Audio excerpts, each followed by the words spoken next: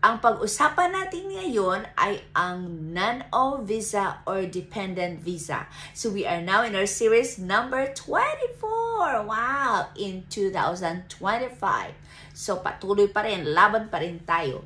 So ano ang mga requirements? Unahin muna natin yung sa spouse visa. Sa asawa mo, sa wife mo, or sa husband mo. Pwede siyang maging dependent sa visa mo. For example, na yung asawa mo is kasama mo dito sa Thailand, tapos ikaw ang may work. So what are the requirements? First, of course, the passport. So requirements mo muna sa nagtrabaho dito sa Thailand. So your passport at kailangan mga documents from your employer. We're talking about teachers, so kailangan ng certificate of employment from your school. Lahat ng mga documents mo, work permit also, that is very important. Lahat ng documents mo, yun din ang documents sa dependent mo or yung sa non-O visa sa partner mo.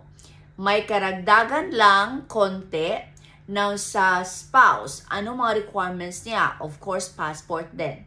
Kailangan legally married kayo. May marriage contract. Before, ipa-certify pa siya sa embassy. Sa Philippine Embassy dito sa Thailand. Kailangan mo yan. Dalhin pa doon, ipa-certify. And the green stamp also from the Department of Foreign Affairs. I don't know now, but I think it's still the same. So yun, kailangan may katibayan na kayo talaga ay legally married ng partner mo. Of course, may bayad din. So pareho sa bayad ng pag-apply ng visa sa nag-work dito sa Thailand. I hope this video can help.